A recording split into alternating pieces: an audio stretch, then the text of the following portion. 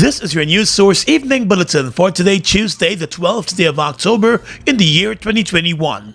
I'm Gordon Mosley, and here's what we're tracking tonight. Guyana has recorded 6 additional COVID-19 related deaths over the past 24 hours, pushing the overall death toll to 848.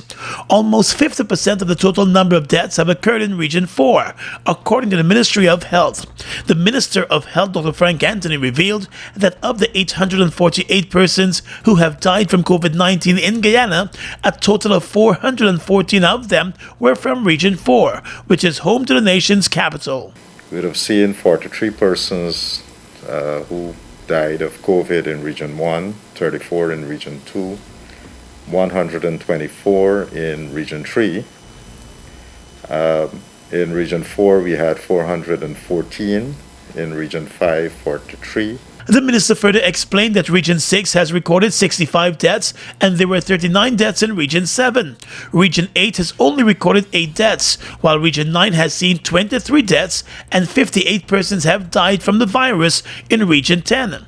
Apart from the growing number of COVID-19 related deaths, the health minister said the high number of hospitalizations is also a cause for concern.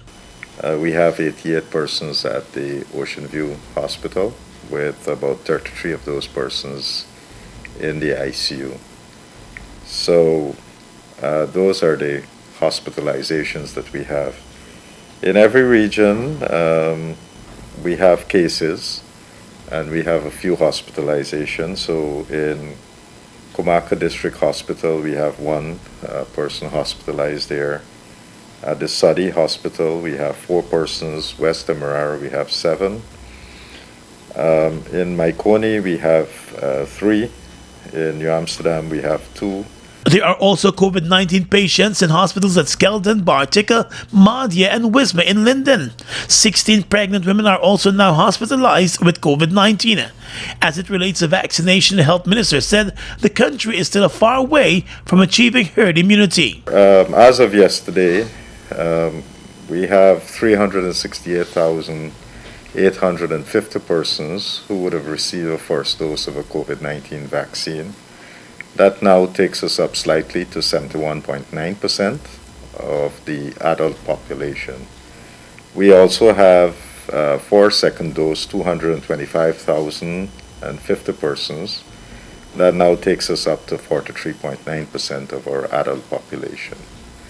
With the children, persons between 12 to 18, that we are giving the Pfizer vaccine to, we have administered 25,919 first doses and 15,429 second doses. So far, more than 70% of the country's adult population has received the first dose of one of the COVID-19 vaccines offered in Guyana, while just over 45% of the population is now fully vaccinated. More news coming up in a moment. It's been a long time coming. Overdue, some might say. But now that it's here, it will change life forever. And it is here to stay. The future is now. Transforming Guyana into the 21st century. Introducing GTT Fiber. Experience internet connectivity like never before. Speeds you deserve at prices you can afford from a name you can trust. Sign up today. GTT Fiber is here. GTT. Together, we rise faster. It's one of your biggest goals, getting your own home, where memories are made, where happiness lives. You may feel that home ownership or renovation is beyond your reach, but we at Republic want you to know that there's always a way. Ask us about our suite of mortgages. Let's help make your housing wishes come true. Or advise on how the equity in your existing home can finance other dreams and goals. Call or go online to learn more. We've got exciting news! All 12-ounce yellow cab Buster are now only $100. Buster, live in Come full get color. your Buster, Buster $100. Come get your Buster, Buster $100.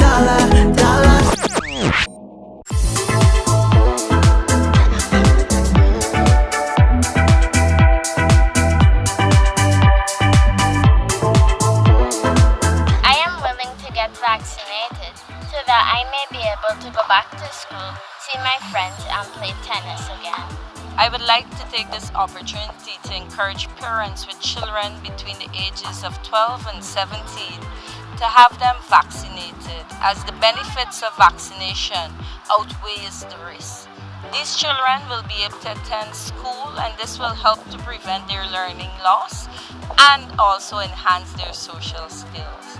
Get vaccinated.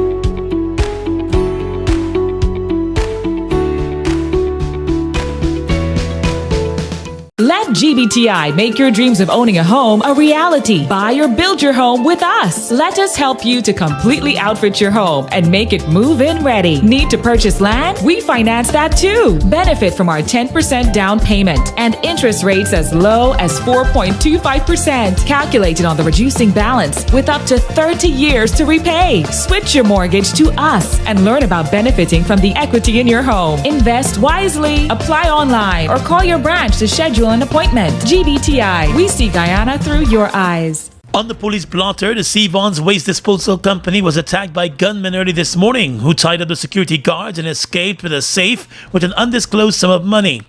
The police reported the incident said it was just around 2 o'clock this morning when a security guard was held at gunpoint in the guard hut at the front of the building by 2 armed men.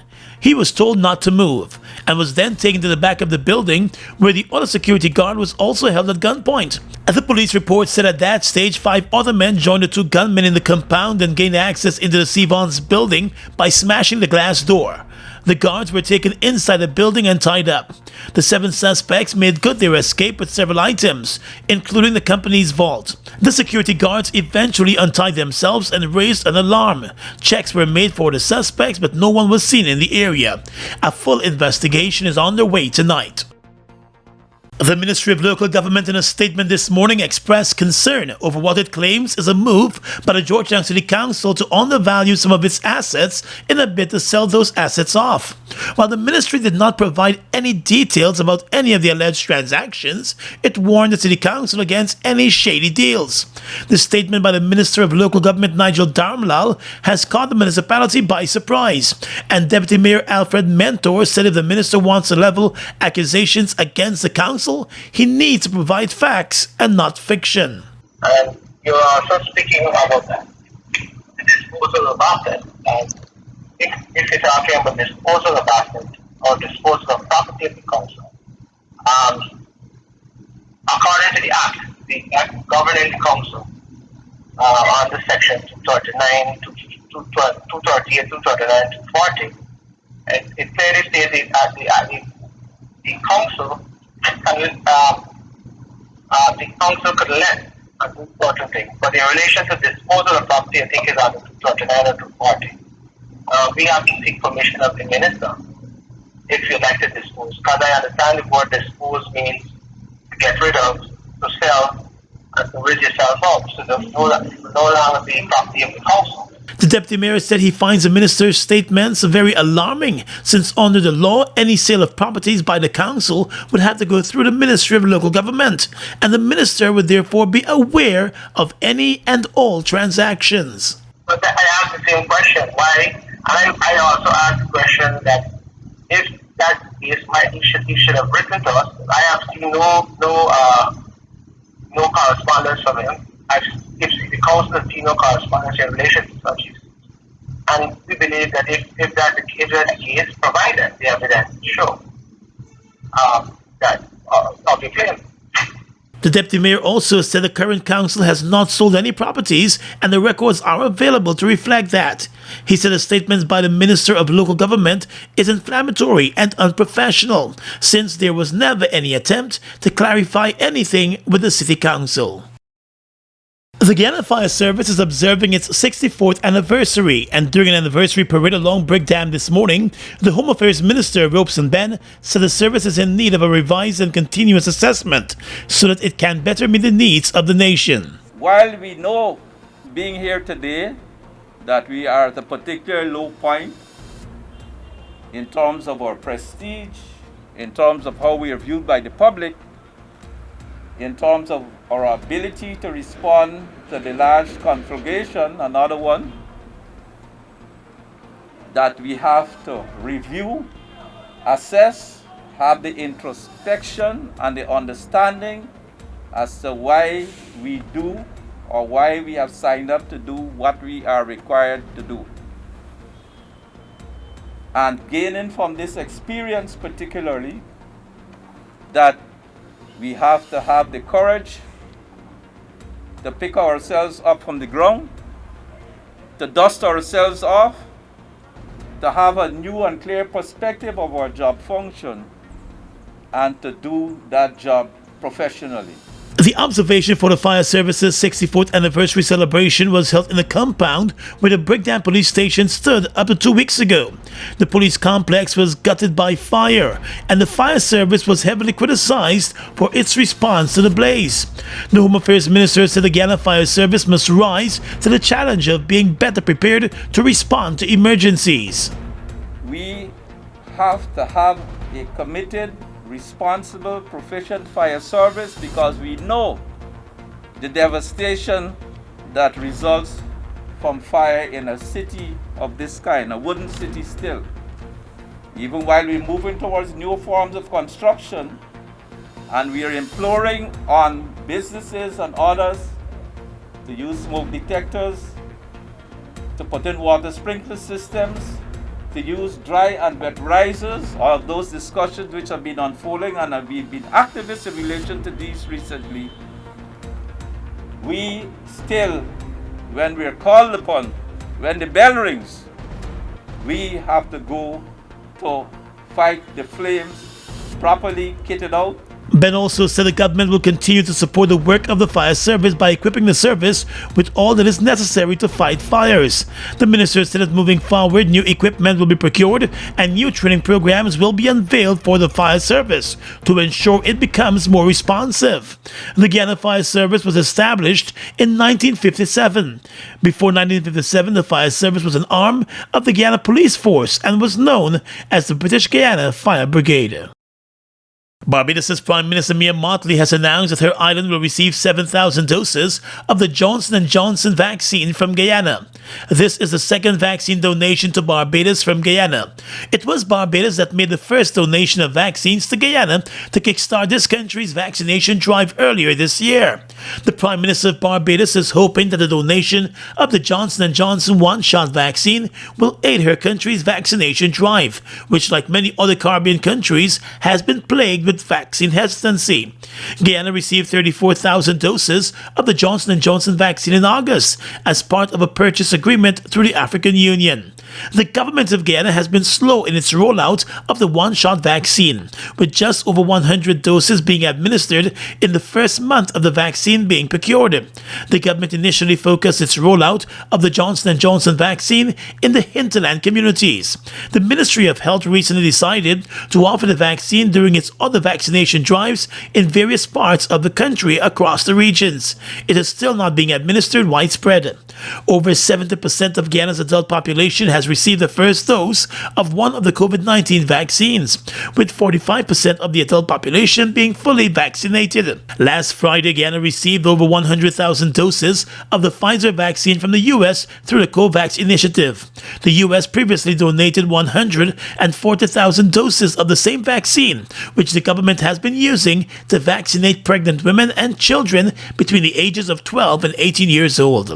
The Health Ministry is now preparing to make the Pfizer vaccine more widely accessible.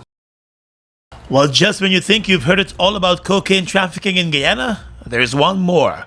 A nail technician's career switch has landed her in the custody of the Customs Anti-Narcotics Unit after she was busted at the Chedijagan Airport with a quantity of cocaine in frozen curry and frozen pepper pot.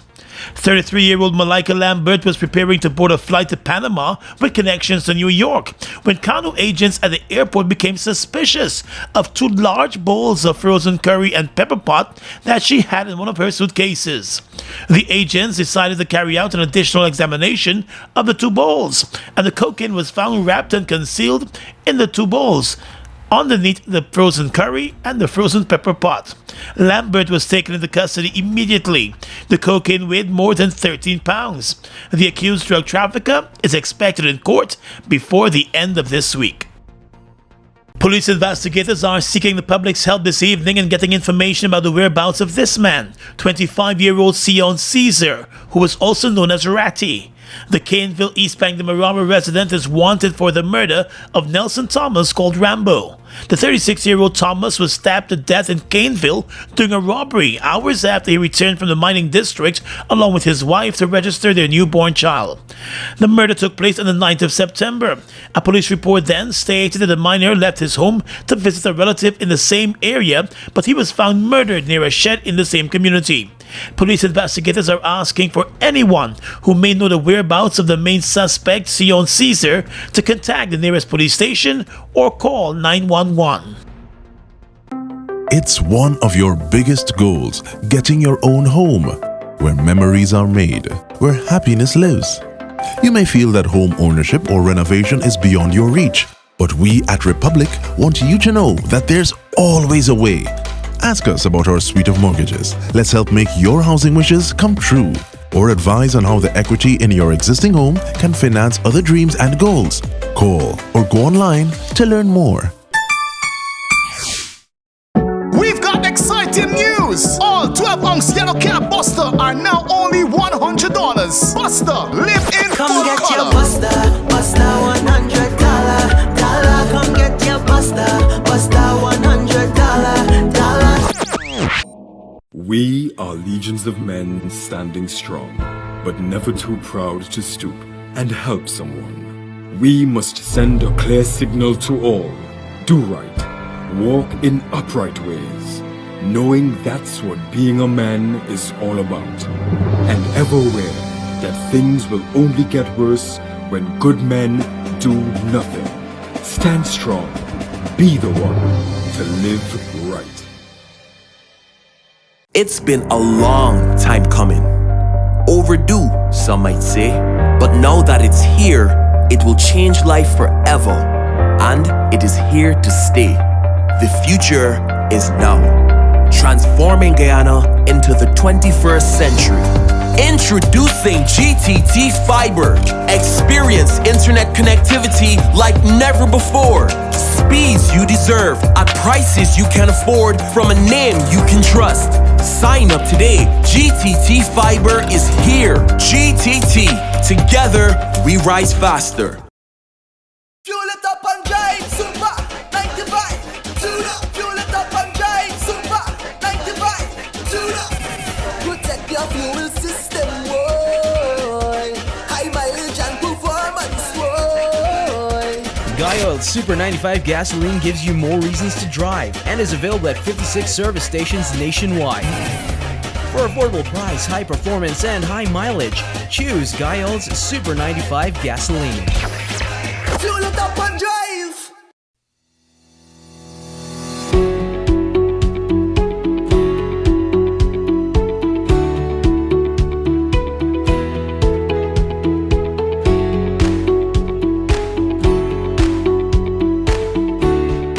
Across the region tonight, the Barbados Nation reports that it's either the COVID-19 vaccine or frequent PCR tests.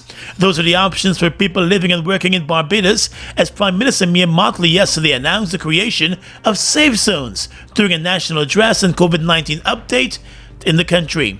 Government has decided that there will be no mandatory vaccination policy in Barbados, but people in high-risk environments will be subject to the conditions announced. The Barbadian Prime Minister said the reality is that the government is satisfied and that they are now at the stage to start the process of the creation of safe zones, that they need to be able to have places where persons are either vaccinated or recently tested.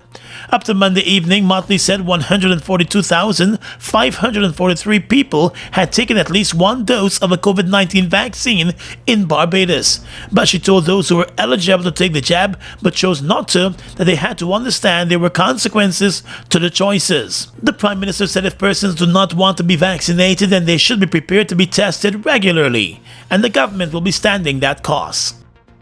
In St. Vincent, Prime Minister Ralph Gonsalves has questioned whether there is any value in sitting down to talk with the opposition there in an attempt to boost the nation's vaccination effort, as a prominent business executive suggested on Sunday. Business executive in St. Vincent, Joel Providence, noted the nation's low vaccination rate and said that the support of national, business, community, religious, social, and other leaders is needed to address the situation.